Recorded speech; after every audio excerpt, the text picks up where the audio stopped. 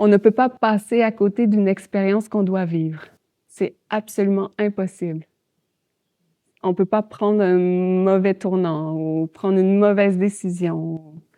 C'est absolument impossible.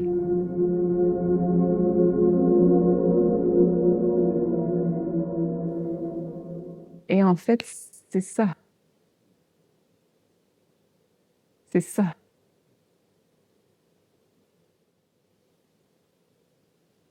En fait, on sent tout de suite l'émergence de cette joie, qui est comme un pétillement de vie. On peut voir que c'est comme il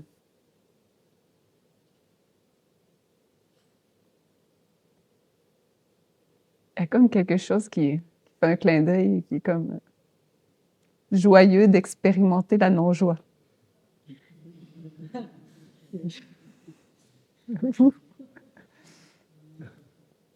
On va dire, avec cette notion d'éveil, cette sensation-là va être quand même là. Tu vas juste ne plus croire en ça. Juste savoir que t'es pas ça. Donc, c'est maintenant.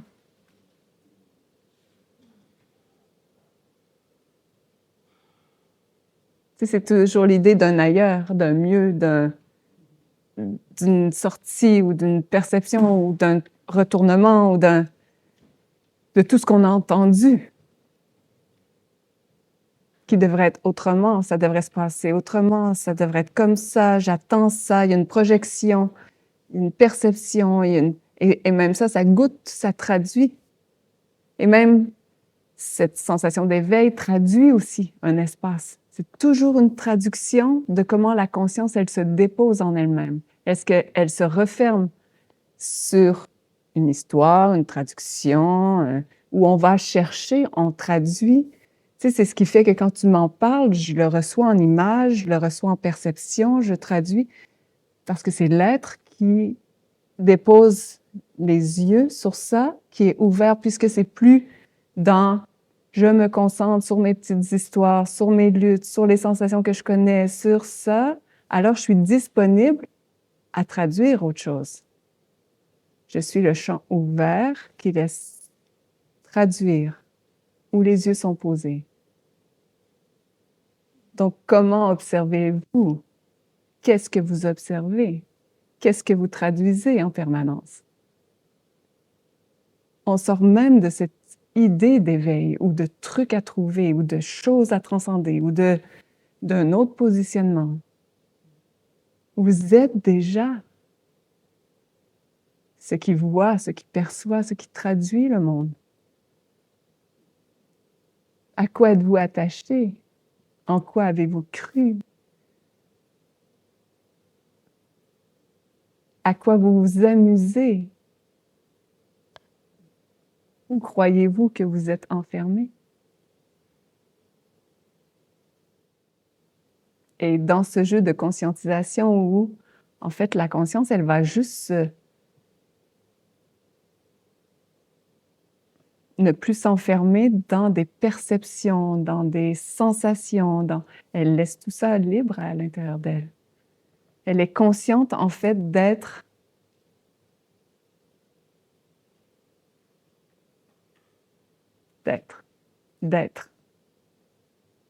tout.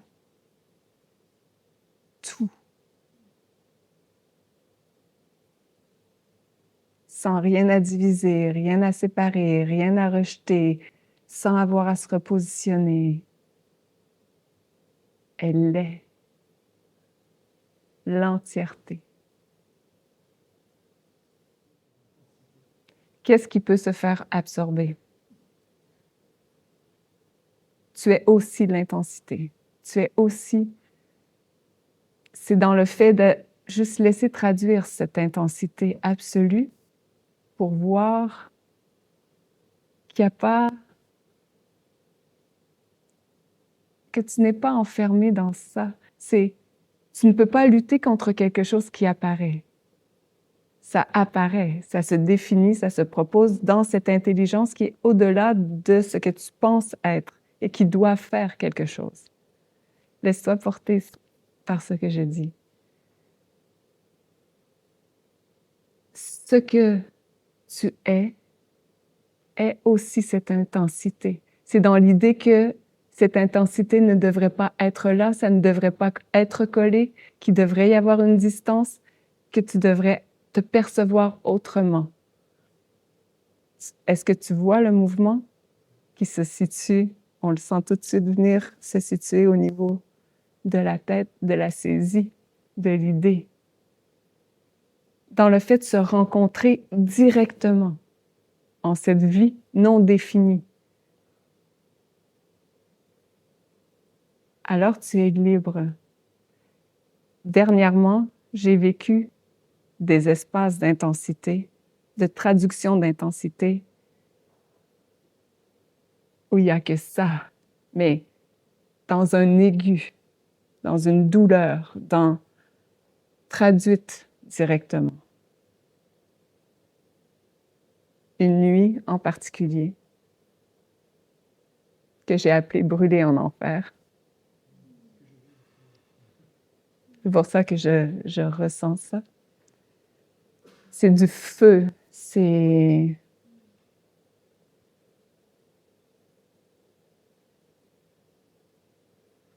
Laisse brûler pour voir que tu ne peux pas brûler. Laisse ça être plein, entier, traduit dans l'aigu pour voir émerger l'amour à travers ça. Pas dans le fait de chercher, parce que l'amour est aussi ce feu, cette sensation de feu.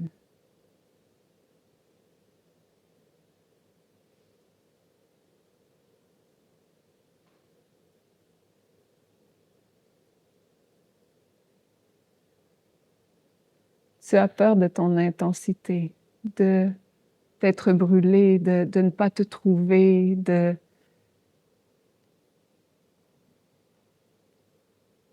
Ce que tu es, prends soin. Tu as besoin de te rencontrer dans cette dimension, en fait, et c'est simplement dans le fait de laisser être là, va goûter ça au-delà des idées, de ce qui veut saisir, qui veut traduire, qui veut enfermer, qui veut définir. Rencontre-la directement, dans l'être, dans ce qui traduit ça, ce qui habite ça.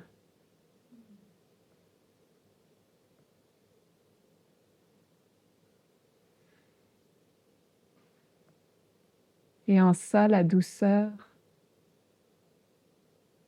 réapparaît dans la non-douceur.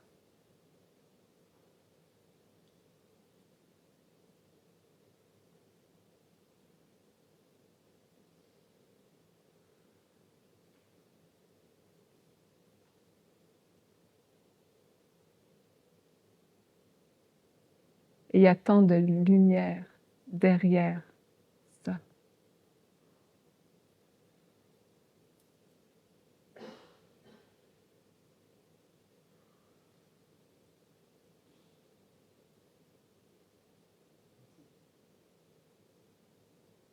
C'est comme un peu la sensation d'un portail. Comme le fait d'accepter de traverser un portail.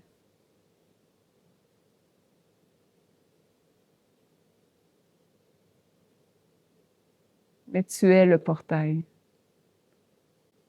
C'est le portail qui s'ouvre. C'est cette lumière qui s'appelle à elle.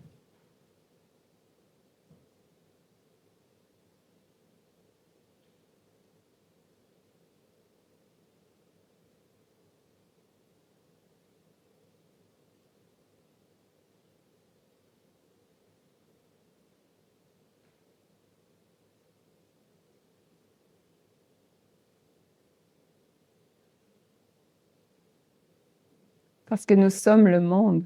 Nous sommes tout. Donc, tant que la conscience, il y a un chouïa d'inconscience, d'oubli, de douleur ou de souffrance, on le porte tous, on le traduit tous.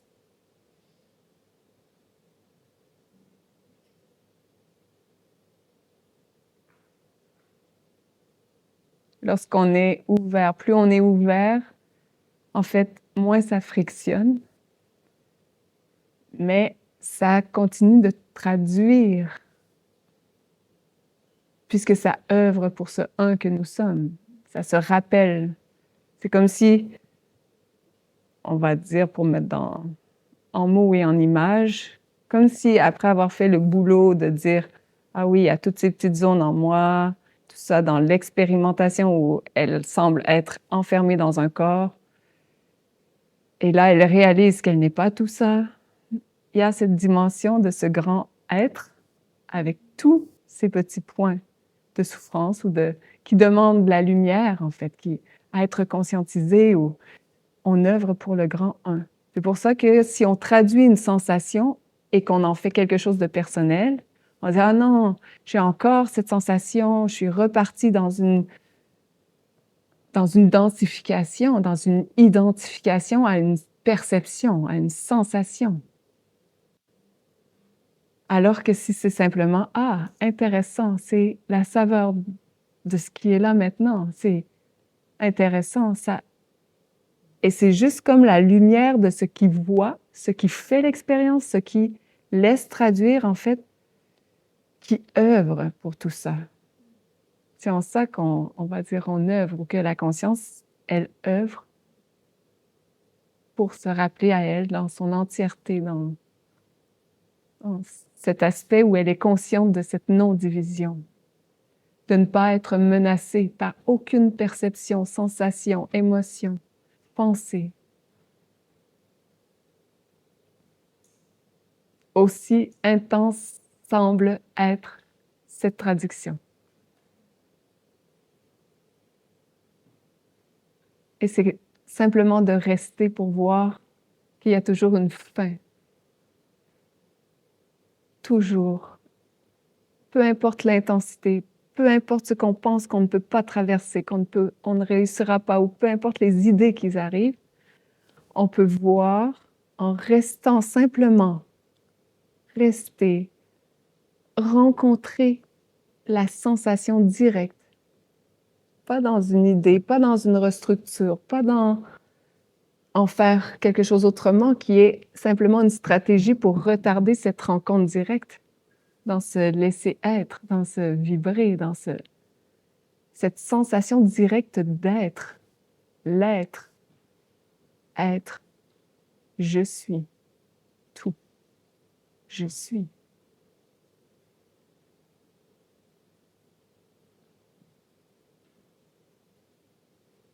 Ça aussi.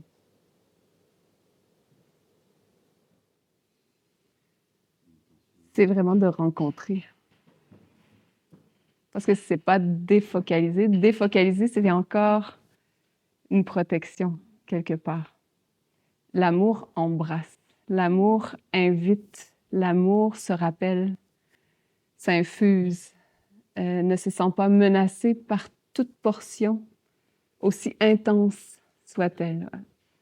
Aucune traduction d'information si intense, aussi aiguë soit-elle. C'est vraiment de l'expérimenter directement pour voir qu'on n'est pas abîmé ou altéré par ce qu'on a permis de rencontrer directement. Ce qui semble être des situations extérieures, comme on le disait tout à l'heure, nous donne comme cadeau, en fait, la mise en relief de ces espaces qui doivent simplement être comme l'enfant dont on parlait, juste leur permettre de vibrer ce qu'elles ont à vibrer et de laisser chanter ce chant d'amour. Est-ce que tu peux voir que tout ce que tu me nommes porte comme une saveur, une texture en soi? Ouais. Si ce n'est pas identifié et enfermé dans un truc, comme abandon, ou c'est de la vibration pure. C'est une note. Et quand tu t'identifies pas à ça, tu peux voir que tu fais quelque chose de libre de ça, que ça se traduit en toi. Et quand on reste avec ça, on n'est pas enfermé dans ça. Et à partir de l'espace libre, cette vie que tu es dans son entièreté, quand tu t'identifies pas à ces espaces. Ce sont des morceaux d'histoire, simplement. Et la colère, ce qui est intéressant avec la colère, c'est qu'elle traduit l'intensité, une force d'énergie. C'est juste un mouvement énergétique, en fait, bloqué.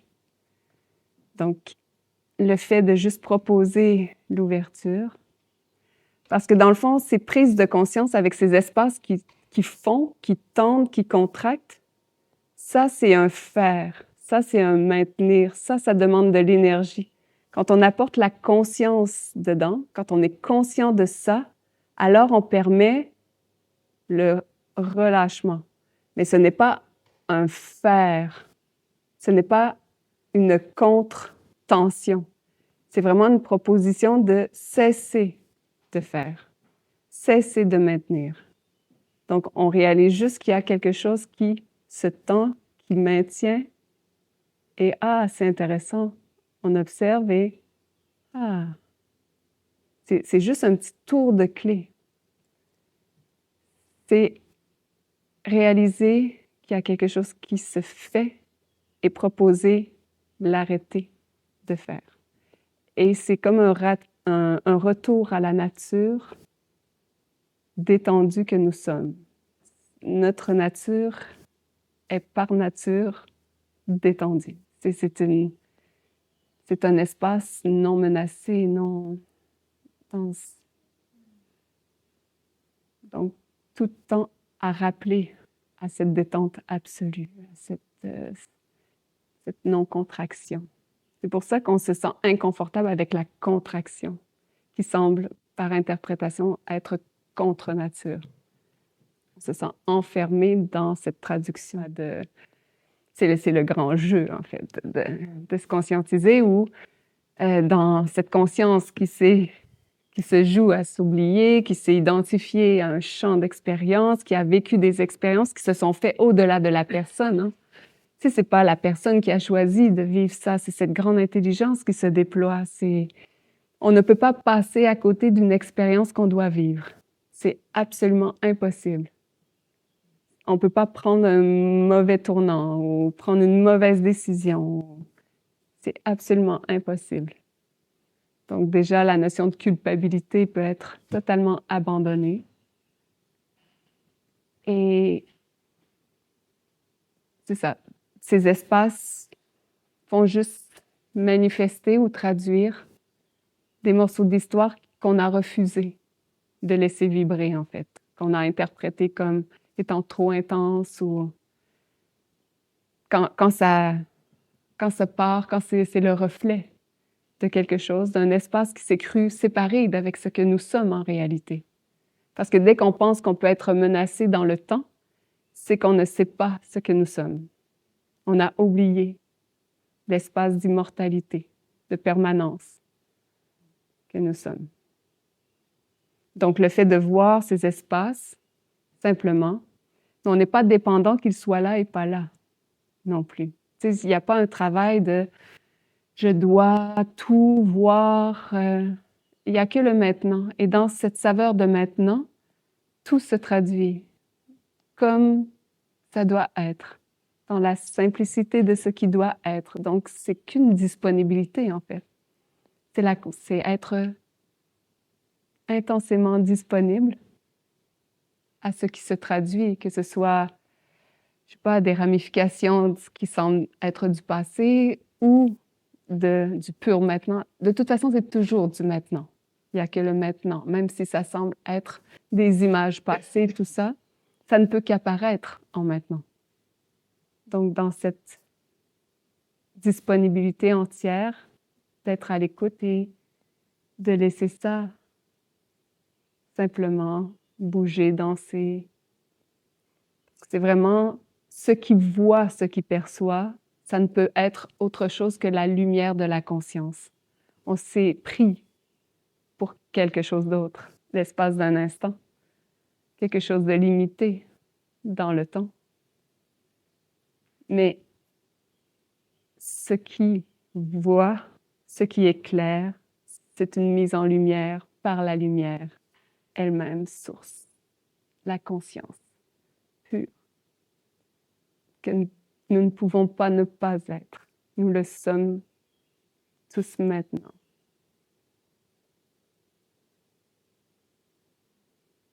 Merci.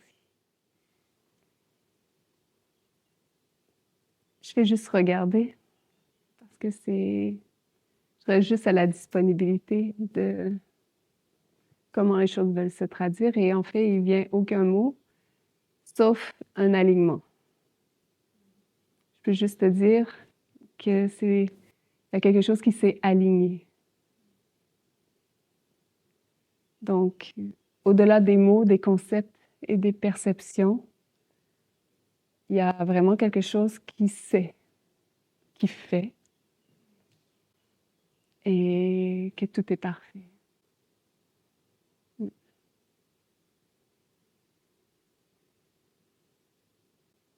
C'est toujours d'observer dans cette grande, grande intimité. Il y a rien d'autre que cette rencontre directe avec cette intimité en soi. Et de voir pourquoi on fait les choses. Pourquoi ça se fait. Est-ce que c'est par peur ou par amour? Dans l'évitement ou dans l'embrassement? Et là, ça s'est bien embrassé, je pourrais dire.